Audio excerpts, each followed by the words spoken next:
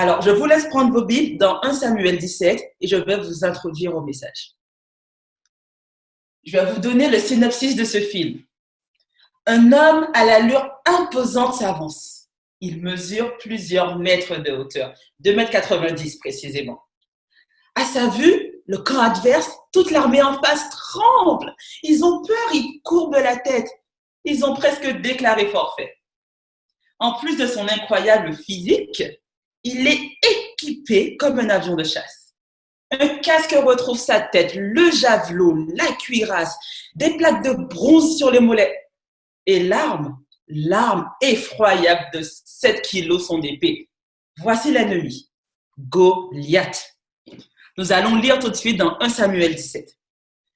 Les Philistins réunirent leur armée pour faire la guerre, les Philistins réunirent leur armée pour faire la guerre et ils se rassemblèrent à Soko, qui appartient à Juda, et campèrent entre Soko et Azekah à Éphes-Dammim. Saül et les hommes d'Israël se rassemblèrent aussi. Ils campèrent dans la vallée de Térébinthe. Ils se mirent en ordre de bataille contre les Philistins. Les Philistins étaient vers la montagne d'un côté et Israël vers la montagne de l'autre côté. La vallée les séparait. Donc là, nous sommes dans une atmosphère assez lourde, une atmosphère de guerre. Pourtant, si on prête attention au texte, on a quand même deux armées qui sont sur la montagne. Le champ de bataille, il est où? Il est dans la vallée. Il faut descendre dans la vallée pour mener le combat. Mais là, les deux armées sont sur la montagne. Ils se regardent. Nous avons une description impressionnante de Goliath sur plusieurs versets. Je vais vous la lire précisément. Alors, il se nommait Goliath dès le verset 4. Il était de Gath et il avait une taille de 6 coudées et un arpent. Sur sa tête est un casque d'airain et il portait une cuirasse à écailles du poids de 5000 cycles d'airain. Il avait aux jambes une armure d'airain et un javelot d'airain entre les épaules. Le bois de sa lance était comme une ensouple de tisserand et la lance pesait 600 cycles de fer. Celui qui portait son bouclier marchait devant lui. Bon, la description du guerrier numéro 1. Et en face, mais moi j'ai cru à une blague quand j'ai lu. Quand je vois celui qui vient affronter Goliath, verset 12. Or, David était le fils de cet Éphratien de Bethléem de Juda, nommé Isaïe, qui avait 8 fils et qui, du temps de Saül, était vieux et avancé en âge. On descend. David était le plus jeune, lorsque les 3 aînés eurent suivi Saül. Et qu'on va encore plus loin au verset 42, le Philistin regarda et lorsqu'il aperçut David, il le méprisa, ne voyant en lui qu'un enfant blond et de belle figure. Mes amis, on est d'accord que dès le départ, le combat est complètement déséquilibré. On cherche la blague, on se dit, mais où va-t-on? On nous parle dans plusieurs versets d'un géant de plusieurs mètres, et en face, on a un enfant, tête blonde, qui arrive comme ça, c'est le plus jeune fils. Non, on avance. Mes amis, Goliath, c'est qui pour nous? Goliath, c'est l'homme, je vais essayer de transfigurer pour qu'on puisse quand même voir qui est Goliath. Goliath, c'est celui qui est en face de vous à l'entretien final, vous êtes 2 pour le poste. C'est celui qui a le costume bien sur lui. C'est celui qui a le CV sur 3 pages, recto verso. Le truc est carré, c'est celui qui sait s'exprimer. Et moi, je suis qui? Je suis celle qui arrive avec la goutte de sueur parce que j'ai raté mon RER, j'ai mon CV qui tient sur un post-it, pas plus ni moins, je balbutie encore, j'ai peur. Mais j'ai une confiance car je sais que l'entretien ne se joue pas entre 4 murs. Le combat est bien plus haut. On va avancer dans le texte. On prend le verset 16. Le Philistin s'avançait matin et soir et il se présenta pendant 40 jours. Matin et soir, Goliath vient défier le peuple d'Israël. Et c'est pas tout. Le verset 26 nous dit, c'était circoncis pour insulter matin et soir, pendant 40 jours, quelqu'un vient vous insulter et personne ne bouge. Tout le monde est là à regarder Goliath et rien ne se passe. Vous savez, David, lui, n'a pas eu peur parce qu'il a compris quelque chose que le peuple a oublié. Quand Goliath vient insulter le peuple d'Israël pendant 40 jours, matin et soir, qui Goliath insulte? Qui Goliath est-il en train d'insulter? Le peuple d'Israël? David, le grand frère de David. Orgueilleux comme tout? Non. Prenons 1 Samuel 8, 7. L'Éternel dit à Samuel, écoute la voix du peuple dans tout ce qu'il te dira, car ce n'est pas toi qu'il rejette, c'est moi qu'il rejette afin que je ne règne plus sur eux. Là, on est dans le passage où le peuple demande à Samuel un roi pour gouverner. Samuel a peur et dit au Seigneur, mais il me rejette, il me rejette. Dieu lui dit, non, c'est pas toi qu'il rejette, c'est moi qu'il rejette. Vous voyez où je veux en venir. On avance dans Matthieu 25, 40. Et le roi leur répondra, je vous le dis en vérité, toutes les fois que vous avez fait ces choses à l'un de ces plus petits de mes frères, c'est à moi que vous les avez faites. Mes amis, qui Goliath ose insulter matin et soir pendant 40 jours? Qui cette maladie vient insulter matin et soir pendant 40 ans? Qui ce chômage, cette situation que vous vivez, vient insulter matin et soir depuis tout ce temps? Nous avons l'impression qu'il s'agit d'un combat entre deux armées. Non. Un des acteurs clés de l'histoire, c'est celui qu'on ne voit pas. Vous voyez dans les films parfois, on vous montre un personnage de dos, je vous montre. Et on sait que c'est lui qui manipule tout, c'est lui qui est au contrôle de tout. Mais on ne le voit pas, on a juste sa voix, il est de dos. Ben là, je vous présente le personnage numéro 1 de l'histoire. C'est Dieu lui-même. Goliath insulte le Dieu d'Israël. Si Israël avait oublié son orgueil, s'était rapproché de l'Éternel, n'oublions pas que Saül, l'Esprit de l'Éternel, s'était retiré de lui à ce moment-là. Ils n'ont pas fait marcher leur mémoire. Ils ont oublié que sur le champ de bataille, ce n'est pas eux qui ont victoire. Prenons Josué 10, verset 8. On est bien Josué 10, verset 8. L'Éternel dit à Josué, ne crains point et ne t'effraie point, prends avec toi tous les gens de guerre, lève-toi, monte contre Haï. Vois, moi l'Éternel des armées, je livre entre tes mains le roi d'Haï et son peuple, sa ville et son pays. Qui remporte la victoire ici? Continuons. Josué 6, verset 2. L'Éternel dit à Josué, vois, je livre entre tes mains Jéricho et son roi. Qui livre Jéricho entre les mains d'Israël? Juge 7, verset 7. L'Éternel dit à Gédéon, c'est par les 300 hommes qui ont la paix que je vous sauverai et que je vous livrerai Madian entre les mains. Qui remporte la victoire? Qui livrera Madian entre les mains du peuple? Josué 8, 18. On en a des exemples. Étends vers Haï le javelot que tu as à la main, car je vais la livrer en ton pouvoir. Mes amis, qui combat? Qu'est-ce que le peuple a oublié dans cette histoire?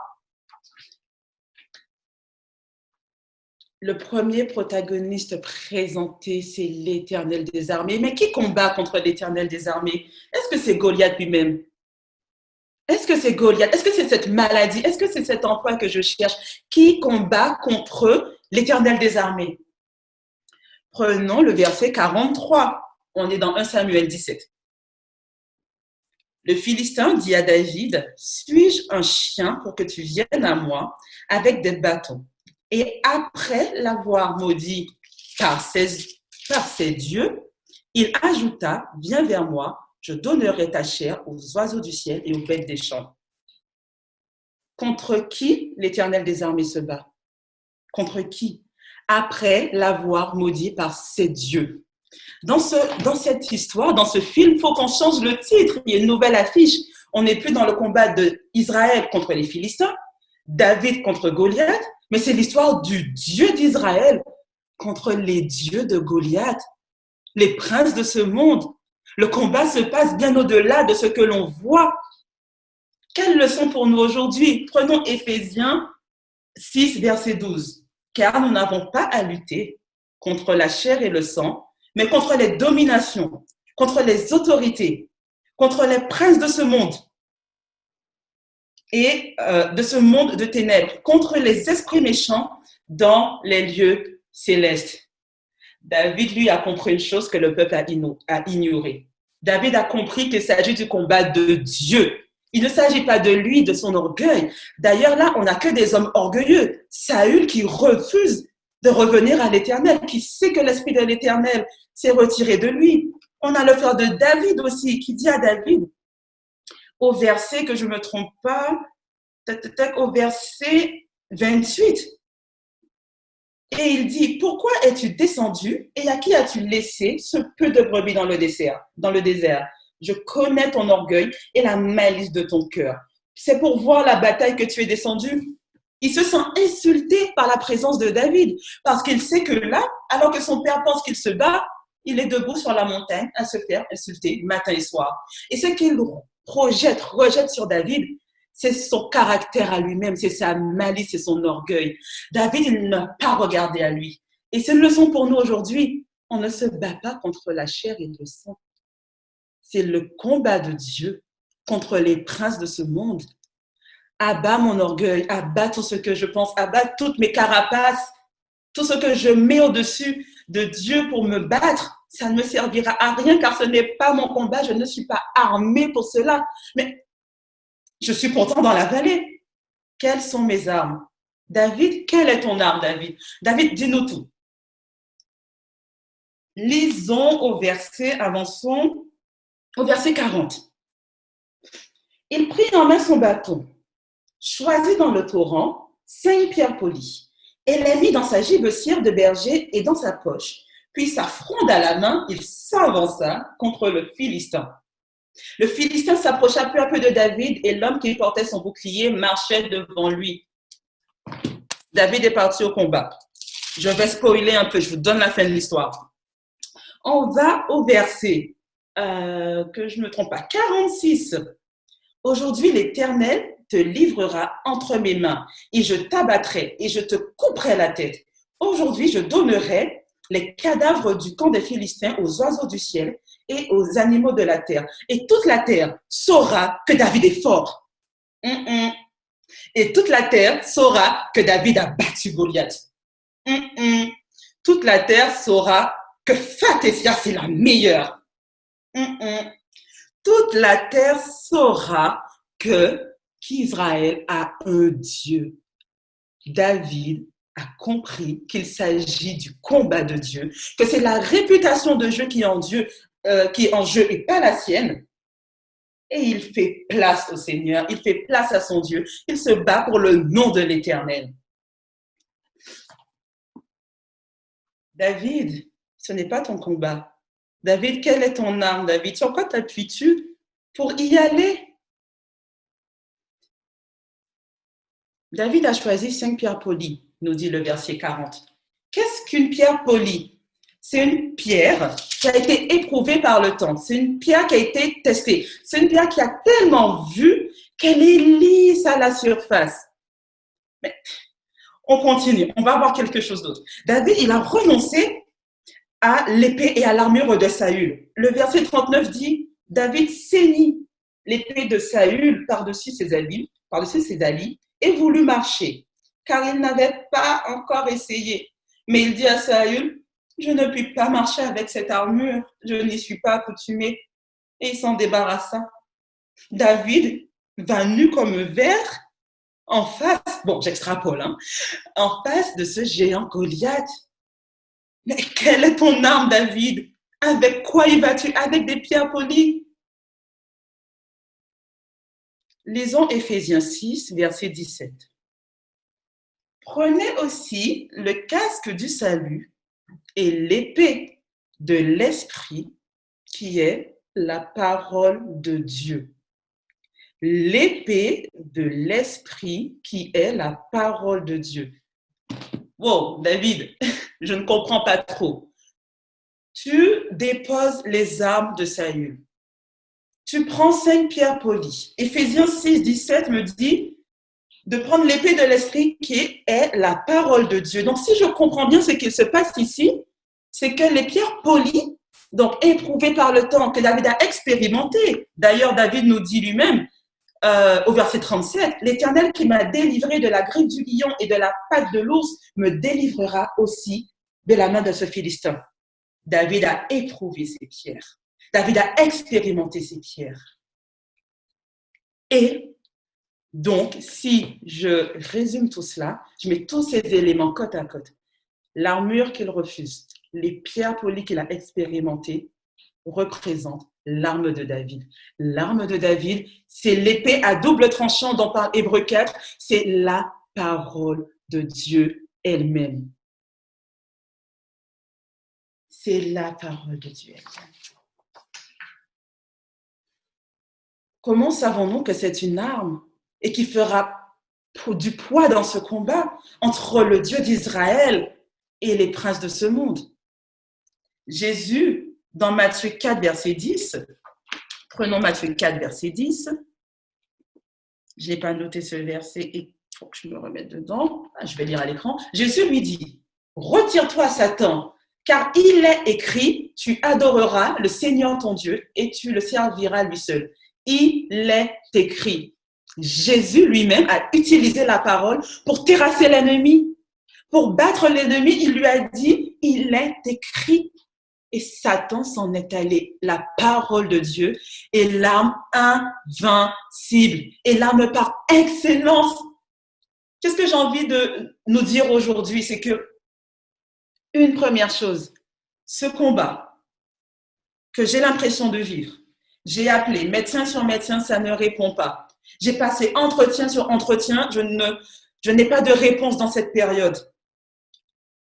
Dans ma famille, rien ne va. J'ai réfléchi. J'ai déjà vu j'ai lu, je me suis renseignée, j'ai vu des spécialistes. Rien ne fonctionne.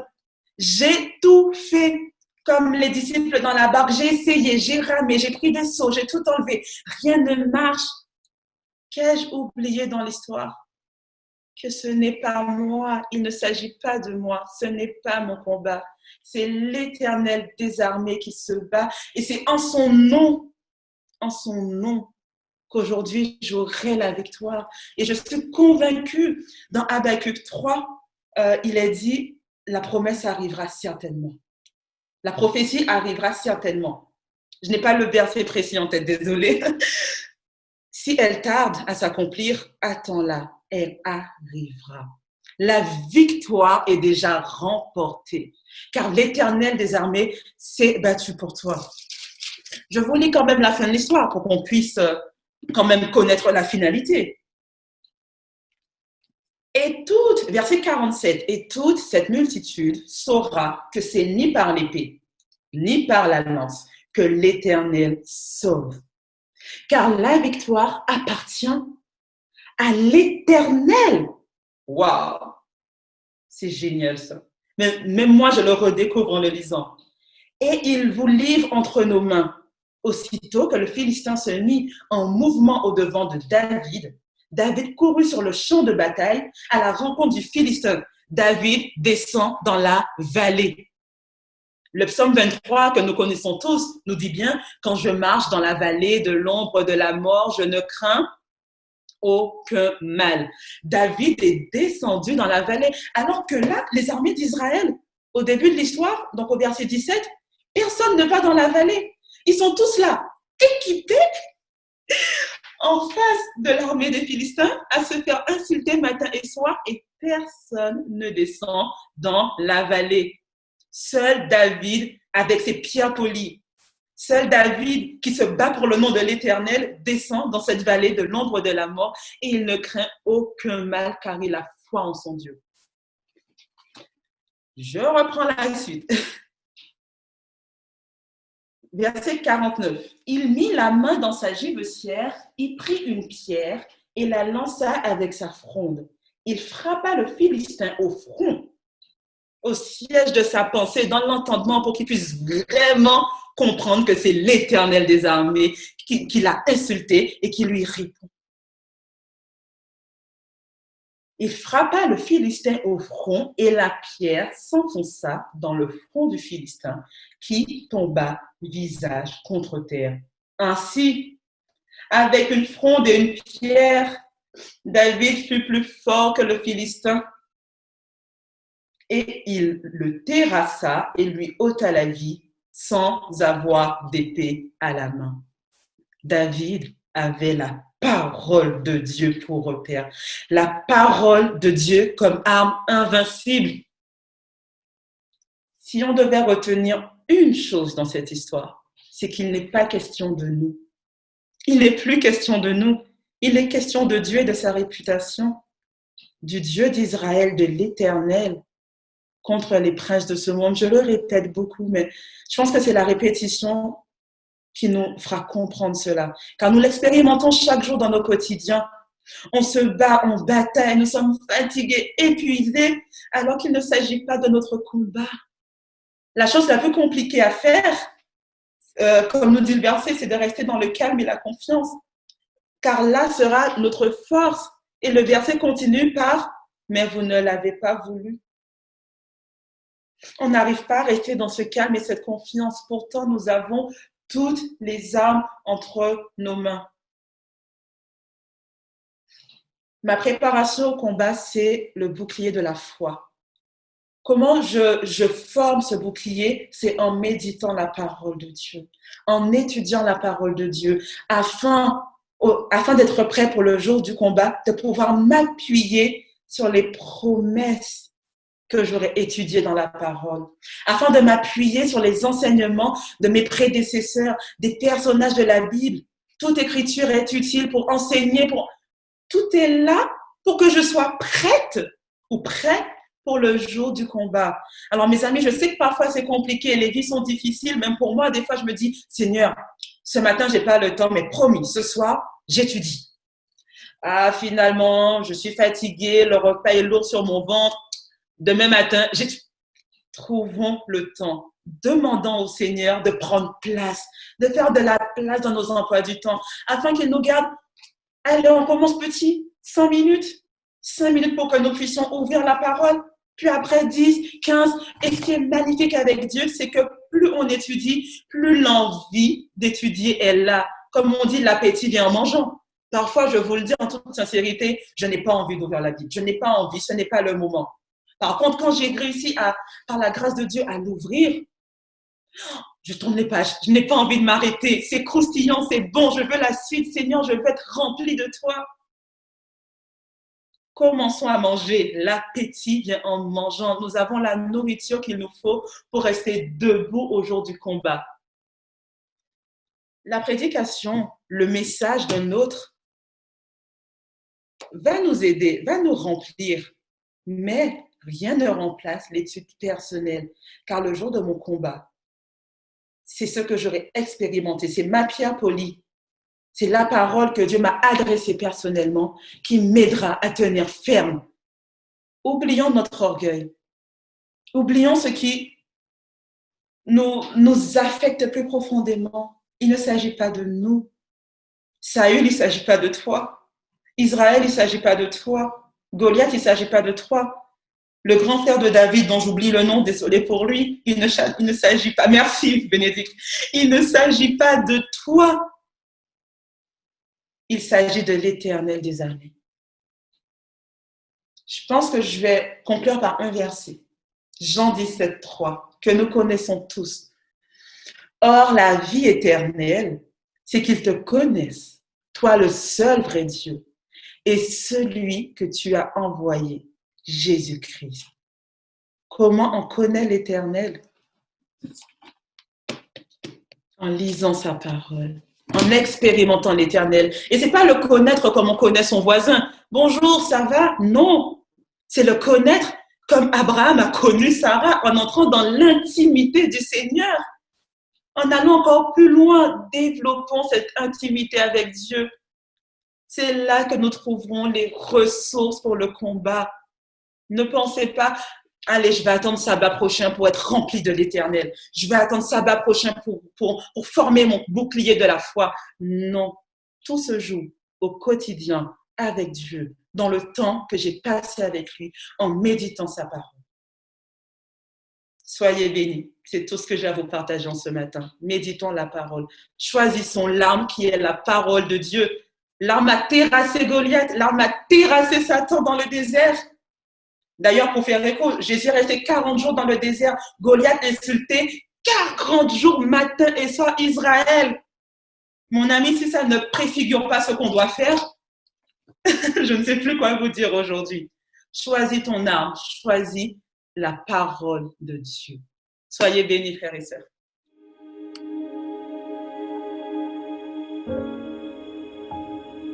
Ce matin, il apparaît comme une évidence que cette peine, cette douleur, cette souffrance que tu as depuis trop longtemps, depuis si longtemps, il est temps de l'abandonner entre les mains de ton Dieu. Ce combat, cette lutte que tu mènes et qui te déchire, il est temps de l'abandonner dans les bras de Jésus. Ce n'est plus ton affaire, ce n'est plus ton combat. La victoire est déjà remportée. Veux-tu la saisir dans les mains de ton Dieu? La victoire t'est offerte en ce matin. N'es-tu pas celui qui tient les nations dans ses mains, celui qui ne change point? N'es-tu pas celui qui considère tous tes besoins, qui considère mes besoins, chassant l'ennemi au loin? car ce n'est pas ton combat. Oh, ce n'est pas mon combat. Éternel des armées, tu précèdes mes pas. Oh, ce n'est pas mon combat. Christ est ressuscité, la victoire est déjà remportée. Comme un père a compassion de ceux qui le craignent, l'Éternel a compassion de toi et t'accueille bras grands ouverts. N'es-tu pas ce Père qui a laissé jaillir sa joie quand j'ai découvert la foi? N'es-tu pas ce Père qui s'était lancé jusqu'à moi pour m'entourer de ses bras? Oh, ce n'est pas mon combat. Éternel des armées, tu précèdes mes pas. Oh, ce n'est pas mon combat. Christ est ressuscité, la victoire est déjà remportée. Ce n'est pas mon combat. Éternel des armées, tu précèdes mes pas. Oh, ce n'est pas mon combat. Christ est ressuscité, la victoire est déjà remportée.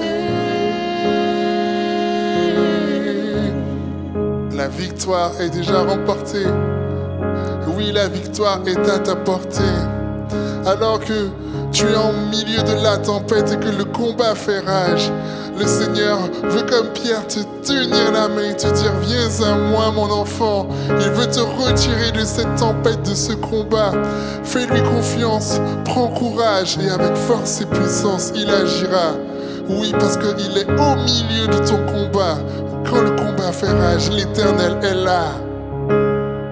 Quand le combat Tu fait restes rage, souverain. tu restes souverain. Force et puissance sont dans tes mains. Et je reprends courage. Et je reprends courage. En toi je ne crains rien. Tu es ma défense et mon soutien. Et on va le redire: quand le combat fait rage, tu restes souverain.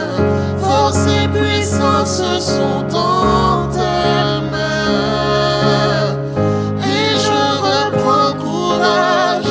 En toi je ne crains rien. Tu es ma défense et mon soutien. n'est plus ton combat. L'Éternel est ta défense, ton soutien, ta victoire. Ce n'est plus ton combat. Laisse entre ses mains et saisis sa victoire. Et tu peux le chanter avec nous et lui dire, ce n'est pas mon combat. Ce n'est pas mon combat. Éternel des armées, tu précèdes mes pas. Oh, ce n'est pas mon combat. Christ est ressuscité, la victoire est déjà remportée.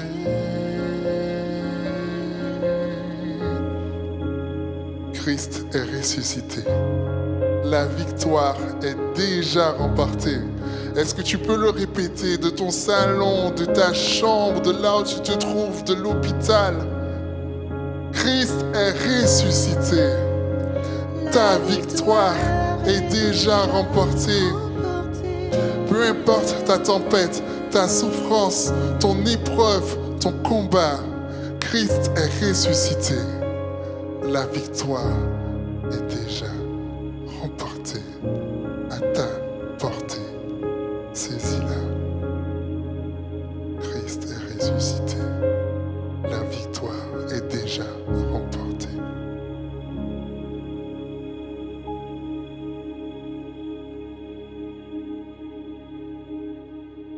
Éternel, j'abandonne tout entre tes mains. Je te donne tout ce que je suis et j'arrive comme une coquille vide devant toi. Nous sommes ton peuple et nous reconnaissons que nous avons désespérément besoin de toi. Aide-nous à lâcher prise car tu combats pour nous. Tu précèdes nos pas et la victoire est déjà remportée. Merci Seigneur.